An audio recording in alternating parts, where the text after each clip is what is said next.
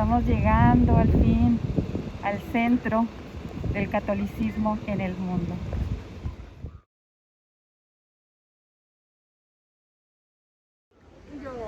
Estamos en la plaza de San Pedro en Ciudad del Vaticano.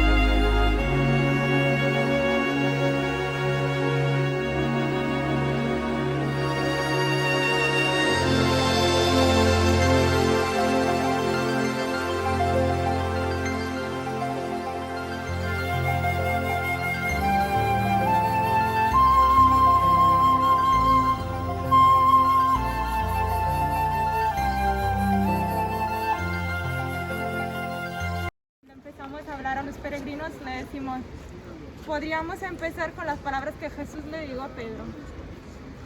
¿Me amas tú, Pedro? Y después, tú eres Pedro y sobre esa piedra yo edificaré a mi iglesia y las fuerzas del infierno no prevalecerán sobre ella. A ti te daré las llaves del reino de los cielos. Lo que ates en la tierra quedará atado en los cielos, lo que desates en la tierra quedará desatado en los cielos. Pedro aceptó, aún con varios momentos de dificultades, su vocación, lo que Jesús le pedía. Y gracias a su sí, a la voluntad de Dios, hoy estamos acá. Si no, no tendría ningún sentido estar aquí en Roma y venir acá. Pero ¿por qué los peregrinos vienen a Roma? Porque Jesús le dice a Pedro, confirma tus hermanos en la fe. Las peregrinaciones a Roma son para profesar el credo delante de la tumba de Pedro. Entonces hoy estamos acá. Pedro viene a Roma en el año 64 después de Cristo, como nos dice la Escritura. ¿Y qué estaba aquí? Esa es una colina, ven que estamos en una zona inclinada. Y acá había la casa de verano de la mamá del emperador Calígula, porque estamos del otro lado del río. En el otro lado está el Coliseo y toda la zona imperial pública de Roma. Esta era la zona de verano. Y la mamá del emperador Calígula se había hecho construir un circo, como el Circo Máximo, un circo para juegos romanos. Y sabemos cuánto eran crueles los juegos romanos. Y ese circo, como ven, está precisamente en ese lado. ¿Qué pasó? En el año 64 después de Cristo, el emperador Nerone quiso destruir completamente la ciudad de Roma y se despantó un incendio provocado por el emperador porque él la quería destruir y construirla otra vez llamándola Nerópolis, o sea, ciudad de Nerón. Claro que los romanos se enojaron mucho y el emperador le echó la culpa a los cristianos.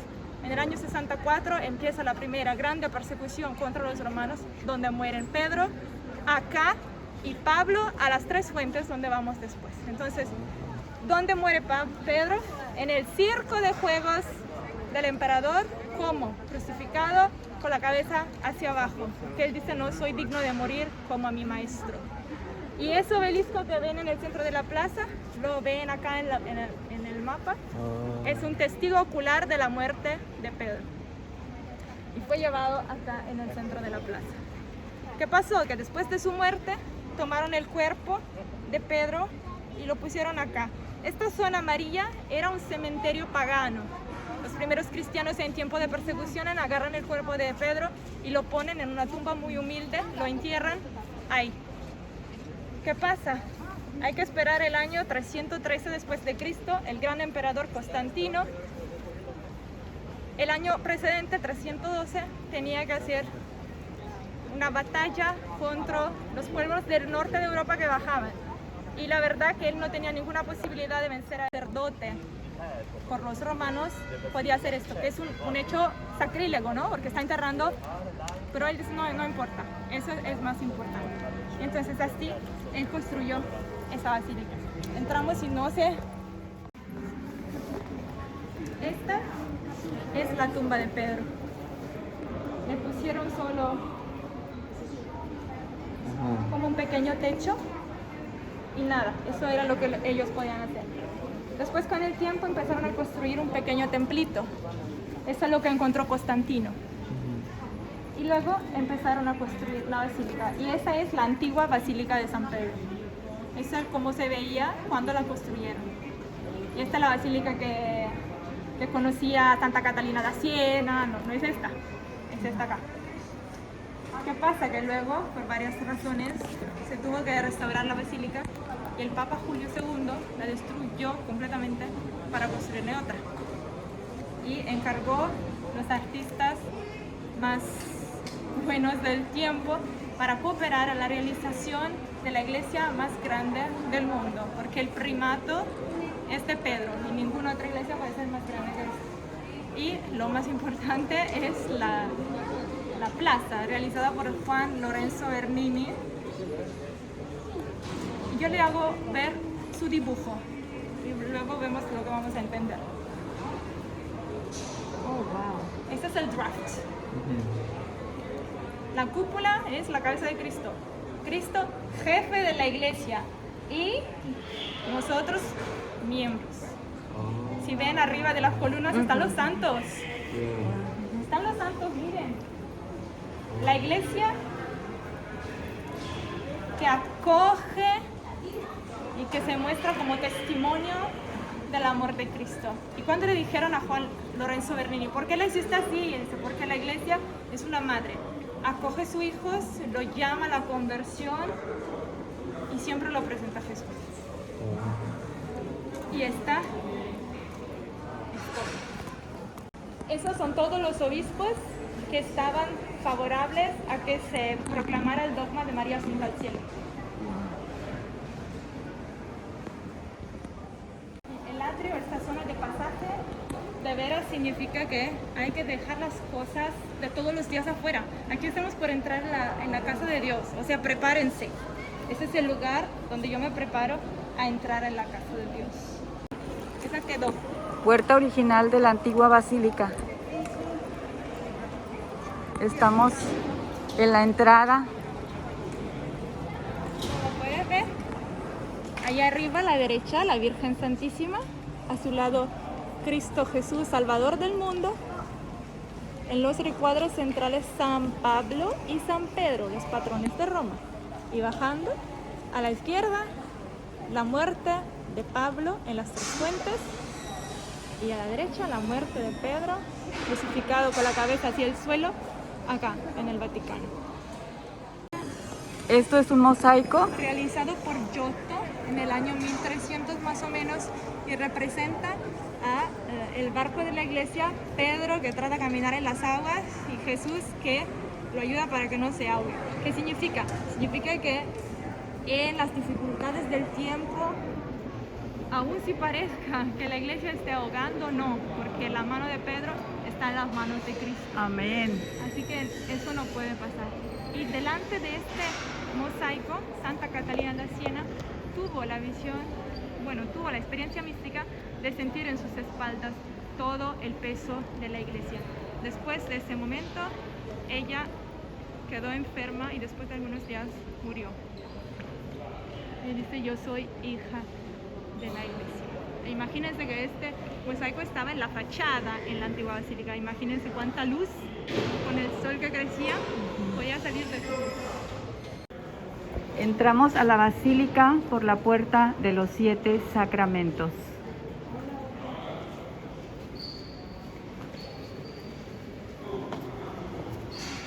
Aquí ya estamos en la basílica de San Pedro.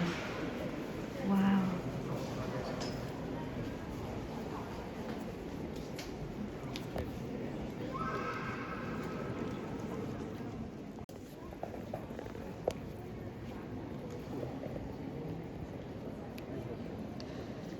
Este es el altar mayor. Tienes que quitarte el sombrero. Quitar el sombrero. Esto está hermoso. Aquí estamos adentro de la Basílica de San Pedro. Aquí presentamos todas sus peticiones en el día de hoy. Estamos adentro de la iglesia más grande del mundo, como ya le decía. Y no se puede construir una iglesia que sea más grande de esta.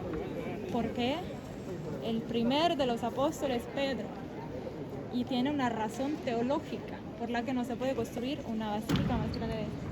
Siempre a los niños le decimos, esta basílica es más grande de 2 campos de fútbol juntados. Y ellos se quedan como, wow, que así entienden un poquito más las medidas. Sí.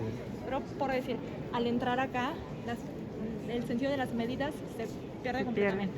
Si levantan los ojos, ahí está la escrita, todas las frases que Jesús le dijo a Pedro. Tú eres frases. Pedro, sobre esa iglesia sobre esa piedra yo edificaré mi iglesia, a ti te daré la llave del reino de los cielos, por todo el perímetro de la basílica. Y estas letras miden 3 metros. Oh. ¿Y de acá no parecen? Aquellos ángeles del agua donde se agarra el agua santa miden 1,65 m. Vamos a enfocar los ángeles. Aquí están. ¿Y hay agua ahí? ¿O lo quitan? No, no la quitaron. En este momento por la pandemia, me imagino, ¿verdad?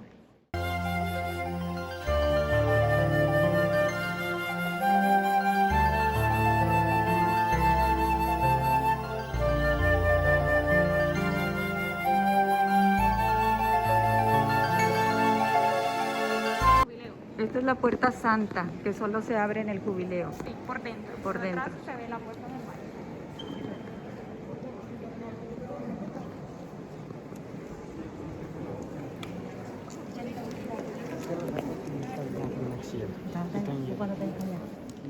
La obra que realizó Miguel Ángel a la edad de 22 años, una de sus primeras obras. Y él decía siempre, yo agarro el pedazo de mármol y luego es como si yo tengo que librar la estatua que estaba por debajo. Es como si yo la tengo que quitarle lo que sobra.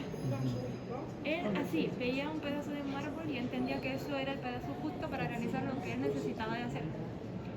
Entonces esta obra fue realizada él que tenía 22 años y un cardenal francés le pidió que realizara la piedad, o sea, María recibiendo el cuerpo muerto de su hijo Jesús después de la pasión.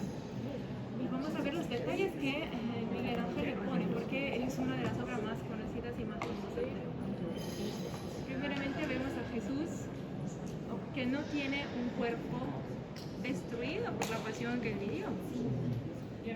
Él hizo un cuerpo lleno de luz, aún si tiene la señal de los clavos en las manos y en los pies. Pero porque Miguel Ángel dice, la muerte ha sido vencida por la muerte de Cristo. Amén. Así que ya su cuerpo resplandece. Y su mirada, su cara, de aquí no se puede ver, pero se ve acá. Esta es la cara de Cristo.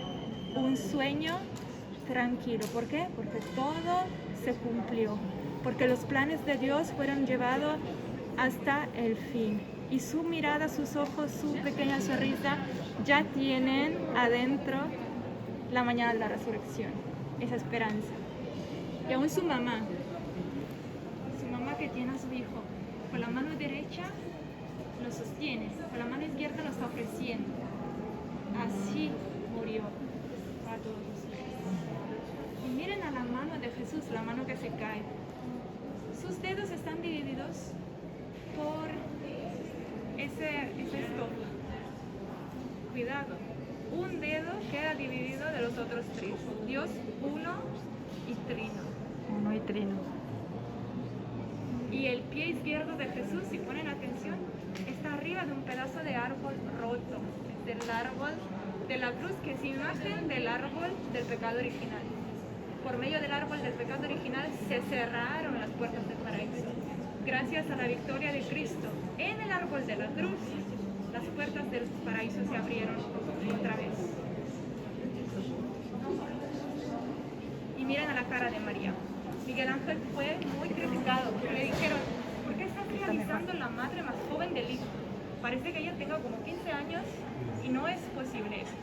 Y Miguel Ángel le contestó, bueno, pero ustedes no saben que ella es inmaculada, que ella no va a vivir la corrupción del cuerpo, que ella es la toda bella. Y la misa en ese altar se celebraba de espalda al pueblo. Imagínense cuando el sacerdote levantaba la hostia diciendo, ese es mi cuerpo, en el momento de la consagración. ¿Y qué veía? Veía el cuerpo de Cristo caerse dentro de ese cuerpo que él había consagrado. Como el arte que ayuda. Él levantaba la hostia y se veía detrás del cuerpo de Cristo como caerse dentro de él. Como el arte ayuda a entrar en el misterio de nuestra fe. Es impresionante. Impresionante. Y cada vez que vemos a esa piedad, María a los pies de la cruz se convierte en ser madre de los hijos de la iglesia. Y ese cuerpo a veces es nuestro cuerpo. Cuando enfrentamos dolores, cuando enfrentamos sufrimientos, cuando enfrentamos problemas, cuántas veces nos sentimos así, como sin fuerzas en los brazos de alguien que es una mamá, de alguien que es una madre, que con un brazo nos sostiene y con el otro nos invita a seguir adelante, porque el objetivo es el paraíso. Y su hijo es el primero que abrió las puertas. Así que con ella, como estamos en la novena de la Asunta, ahí vamos también todos nosotros. Así que es una grande obra, no solo de arte, sino teológica. Y en la cinta que divide el pecho de María, ahí está la firma de Miguel Ángel, porque él al principio no le puso la firma. Y como era desconocido, luego le empezó a decir, no, esta obra fue realizada por ese artista, por otro artista, Entonces Miguel Ángel, como casi medio enojado, se hizo cerrar adentro de la basílica, se escondió, lo cerraron en la noche, y en una noche escribió aquí en el pecho de la Virgen, Miguel Ángel lo realizó. Tu firma. Wow. Para convertirse tuvo que renunciar a su poder, tuvo que renunciar a su... Le dijo que podía venir acá a Roma, ella vino y se ve acá en el mármol, aquí por debajo, que ella tiene la mano en la Biblia. Está renunciando a la fe protestante, convirtiéndose a la fe católica. Llegó acá a Roma, murió acá y está sepultada dentro de la basílica. Es interesante, ahí arriba, en ese círculo de bronce, ahí dice Cristina Alejandra de Suecia, porque Alejandra es el nombre que ella tomó en el día de su confirmación. Entonces ella dice, no, ese es mi nombre ahora. Esta es la tumba de San Juan Pablo II.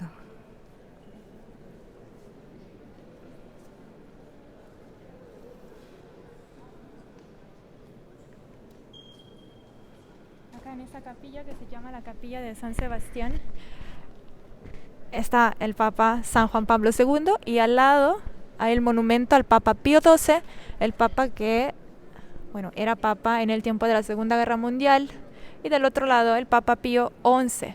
Ese Papa, el Papa Pío XI, también tuvo que luchar mucho para la paz, y es este Papa que condenó a las persecuciones a México. Este es el Papa que sostuvo todos los cristeros a México para que no se dieran por vencidos, para que siguieron luchando, y gracias a eso la fe no desapareció a México. Entonces Roma se pronunció, Roma le dijo a sus hijos, el martirio siempre es el sello de los cristianos. Pero hay una frase que decían los antiguos padres de la iglesia, la sangre de las mártires es semilla para otros cristianos, porque es el testimonio de dar la vida por Cristo. Y sabemos también que San Juan Pablo II siempre se pronunció contra de la guerra, así como Papa Pío XII, que decía, todo se puede lograr con la paz, nada se puede obtener con la guerra, todo se pierde con la guerra. Y saben que cuando el Papa Juan Pablo II tuvo que hablar como pontífice, como papa, cuando la Rusia quería entrar en Polonia para tomar ese territorio, él como papa y con toda la responsabilidad de estas palabras dijo, no tuvo miedo de decir, si ustedes pasan el confine, el border, ahí van a encontrar a mí, sin miedo. Así que esto.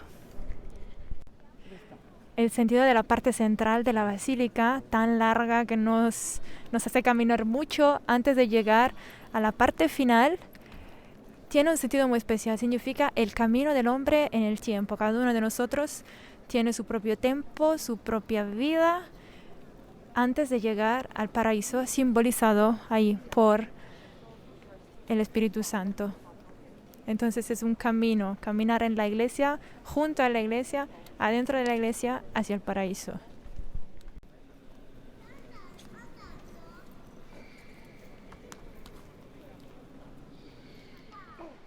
Esa es la estatua de San Pedro. Si ponen atención, el pie de Pedro ya no se reconoce.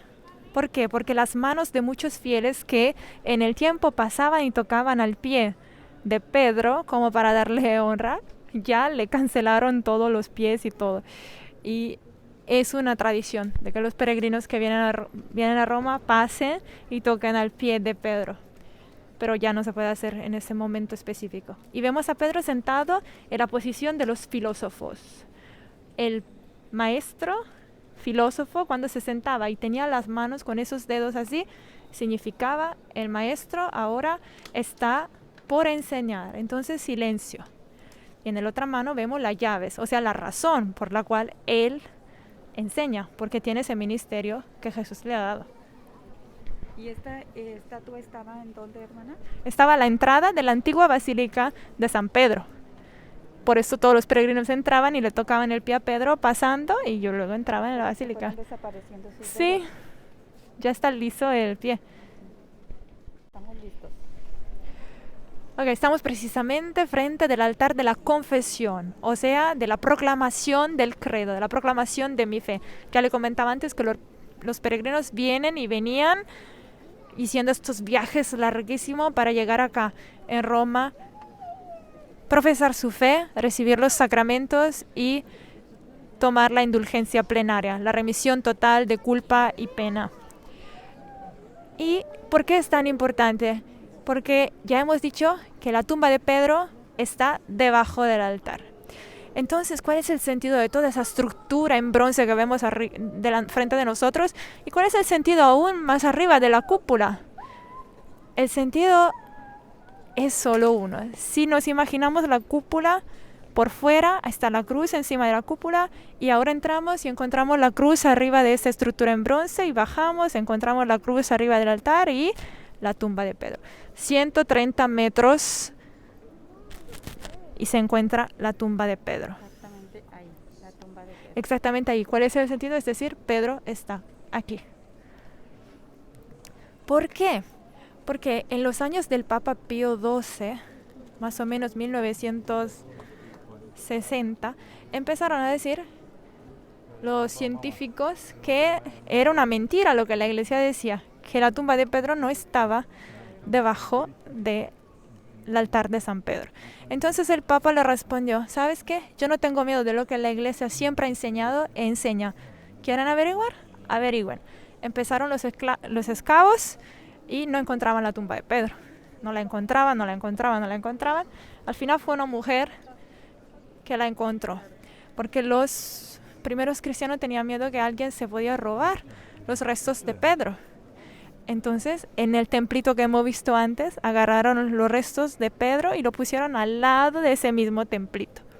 Y esa mujer, limpiando la tierra que estuvo ahí, ha leído Petrus N, que significa Pedro está aquí. Abrió, encontró una caja, adentro algunos huesos envueltos en un drapo rojo. Rojo es el color del martirio, lo vemos, y de la victoria, de la batalla de la fe.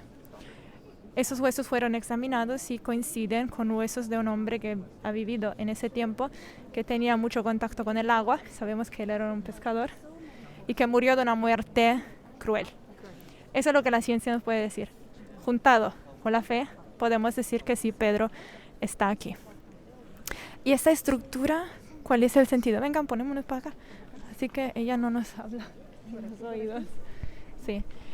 Esa estructura tiene un sentido. Está cubriendo el lugar más importante del altar. Y adentro lleva el Espíritu Santo.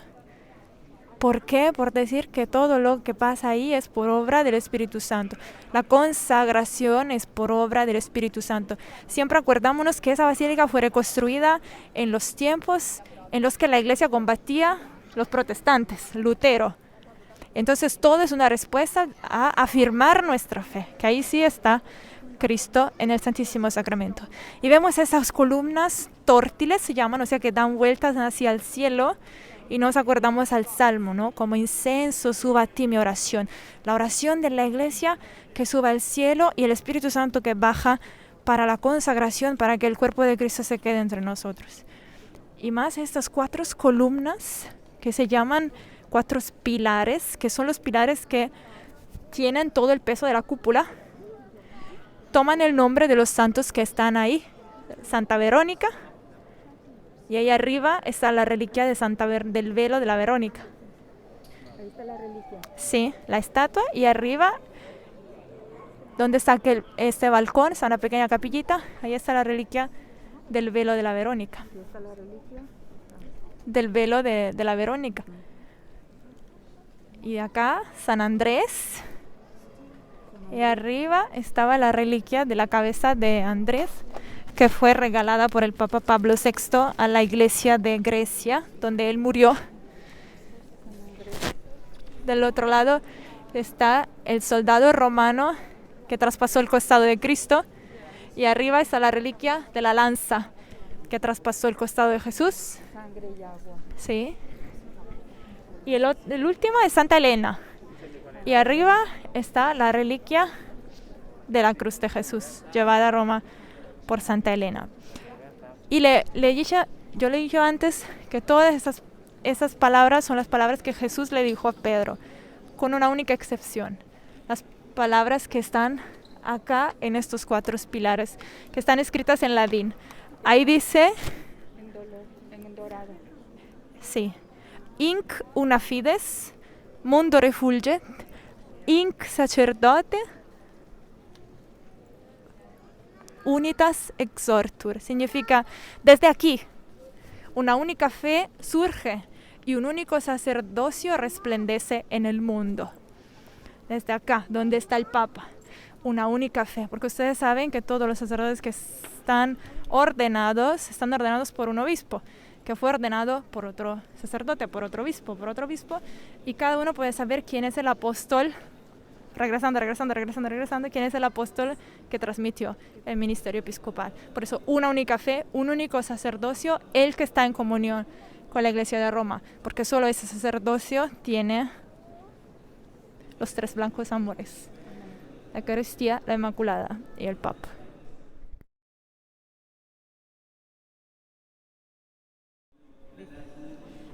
Ese es el altar de la cátedra, o sea, de la silla desde la cual el Papa enseña. La cátedra simboliza la autoridad del obispo en su diócesis. Y acá, ese se llama altar de la cátedra porque en aquella cátedra en bronce, en aquella silla en bronce, adentro está la reliquia de la cátedra, de la silla de madera del apóstol Pedro.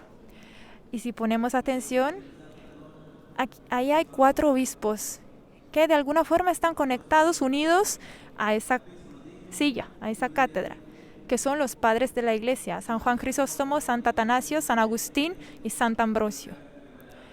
Los obispos, en comunión con el Papa, rezan ¿para qué? Para que el Espíritu Santo ilumine el Papa, y los obispos en comunión con él para caminar, para guiar el barco de la iglesia como el Señor nos pide. De hecho, la cátedra, la silla parece subir, y si ponen atención, los rayos que salen no están derechos, sino están inclinados, como para encontrarse con la cátedra. 2 movimientos: la oración que sube, el espíritu que baja, como por decir que la iglesia es institución humana y divina. El espíritu sopla. El jefe de la iglesia es Cristo, y los obispos, en comunión con el Santo Padre, siguen guiando a la iglesia y dándole a los cristianos los sacramentos y los medios de gracia para recibir el paraíso. Y por último, ahí si ponen atención, la escrita ya no es en latín, ya son letras griegas. porque el Nuevo Testamento fue escrito totalmente en griego. Entonces también para decir la unión con la iglesia de Grecia, la unión con ese idioma que es el idioma en el cual fueron escritos todos los evangelios. Ese es el monumento fúnebre del Papa Alexandro VI y es muy interesante. ¿Por qué? Porque el Papa está de rodilla. Es como si nos quiera decir, en la vida vivan en oración con dos virtudes. Una es la virtud de la caridad, y es esa mujer que tiene ese niño en sus brazos, el amor. El otro lado, una mujer que tiene en sus brazos un sol. Es la verdad, simboliza la verdad. La verdad que no tiene miedo de abrazar el sol que resplandece. O sea, vivir en la vida en oración, como el Papa, con las virtudes de la caridad, de la verdad.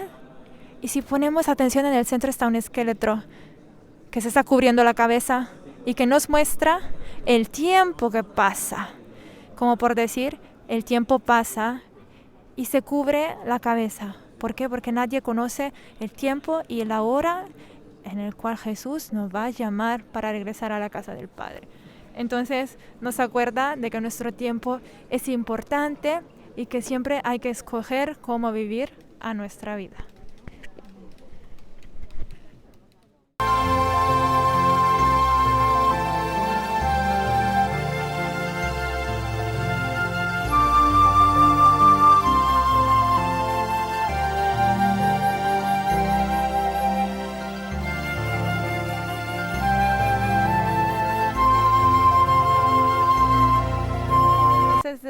El mosaico de la presentación de la niña María al templo, y vemos que al lado derecho está su mamá Santa Ana, que entrega a la hija, y su papá San Joaquín, y María que mira al sumo sacerdote que la invita a entrar. Y María, como siempre, tiene estas manos en esa posición que significa aquí estoy para cumplir la voluntad de Dios. Es un gesto de acogimiento de la voluntad de Dios. Y María, aun si era niña, ya se preparaba para vivir en el templo, en la casa del Señor, sin saber que un día ella habría sido la casa del Señor, porque su vientre habría sido ocupado por el Verbo encarnado.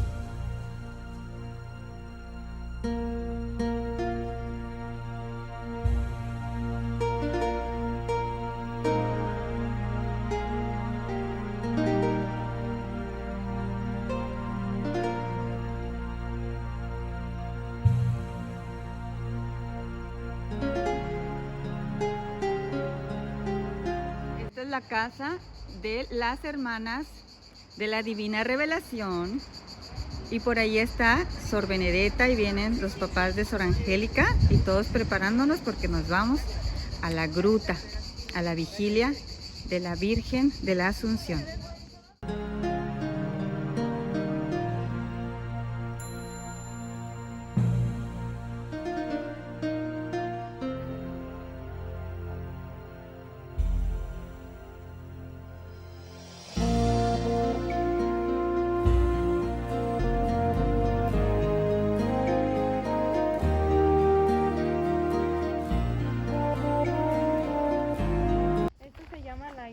Santa María en la escalera del cielo. Escalera del cielo. Aquí en el complejo de las Tres Fuentes hay tres iglesias. Una es la Abadía de las Tres Fuentes. Ahí están los monjes trapenses de claustro que rezan. Acá está la iglesia de Santa María en la escalera del cielo. Y acá adentro está la prisión, la cárcel donde Pablo pasó su última noche antes de subir el martirio. Y la última iglesia es la iglesia de las Tres Fuentes, donde él fue decapitado. Así que...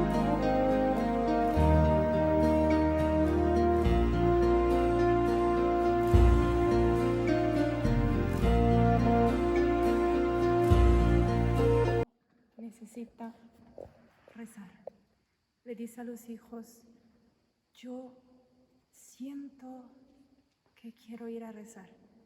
Y del otro lado de la calle, donde ahora vamos a ver el lugar de la aparición de María, él baja y entra acá, en ese lugar.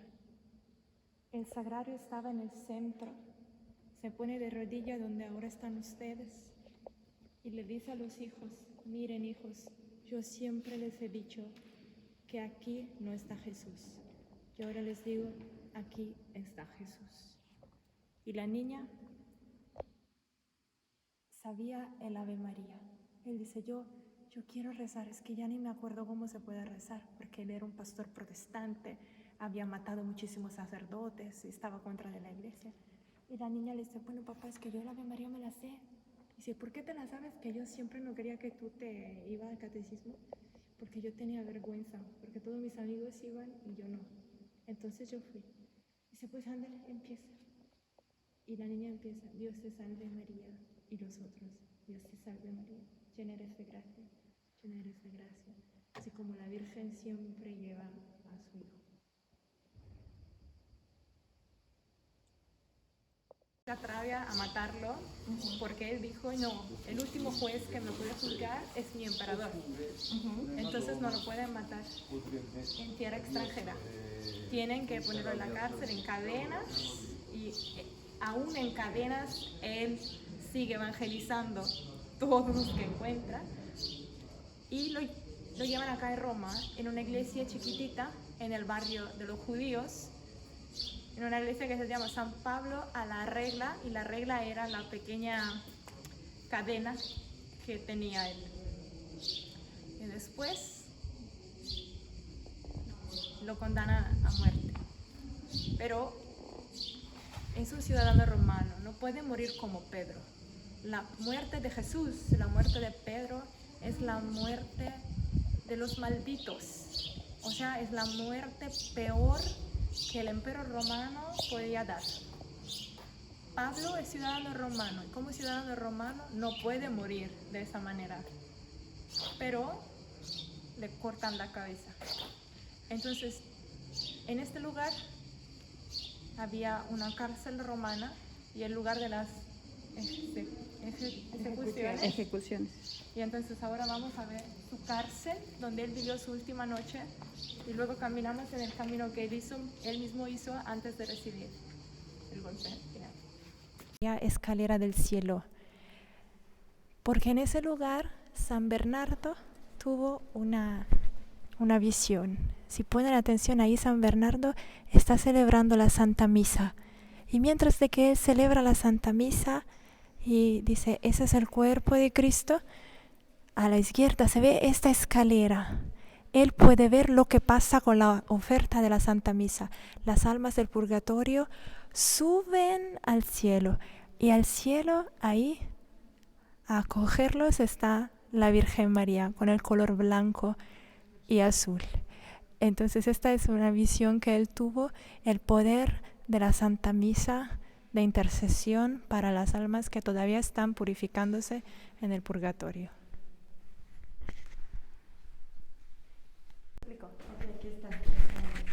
Esta es la cárcel donde Pablo pasó su última noche.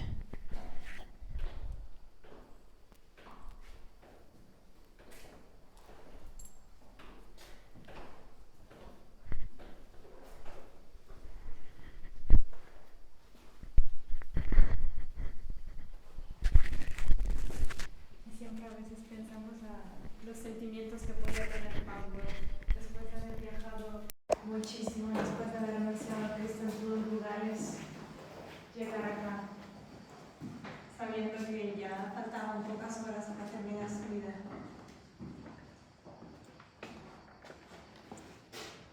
Y que nos vienen a la mente las palabras de Pablo: he combatido la buena batalla de la fe y he guardado la fe, he vencido. Y ahora estoy listo para ir de mi Señor. Yo tengo una batalla.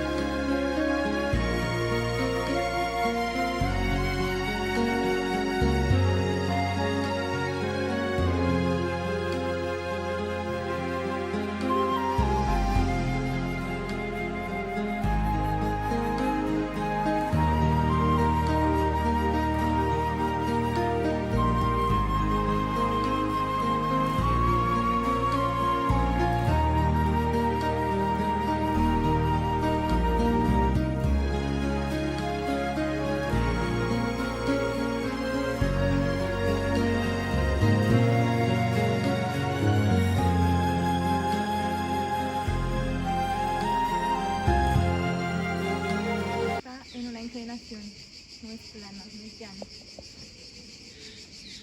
Pablo le pone la cabeza arriba de una columna y se la corta. Cuando está inclinado, la cabeza va 3 saltos. Tum, tum, tum. Y de cada salto surge milagrosamente una fuente. Por eso se le llama las 3 fuentes. Y ahí dice: en lugar del martillo del apóstol San Pablo, desde el cual 3 fuentes milagrosamente surgieron. A ver si podemos.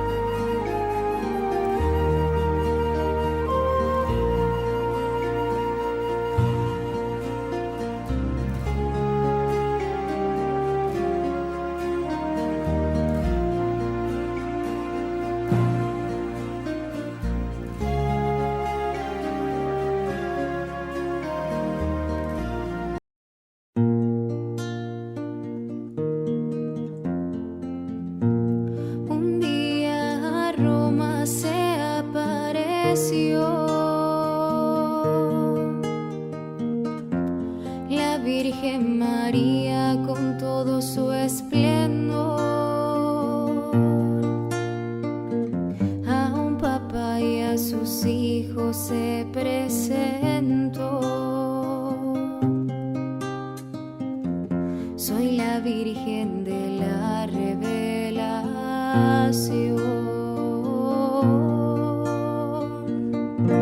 María, María, María, Reina y Señora mía.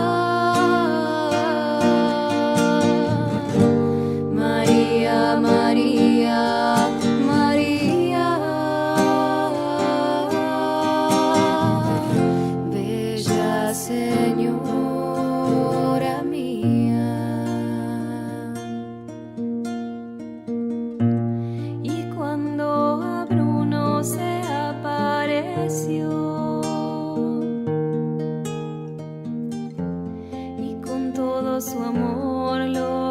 convirtió.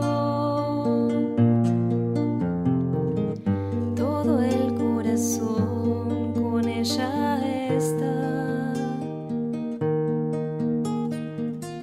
Y sé que jamás me abandonará.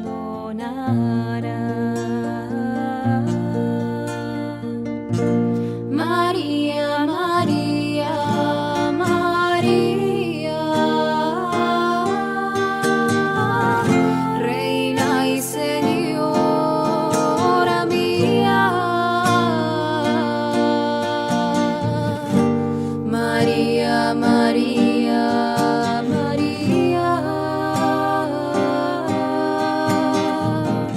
bella Señora.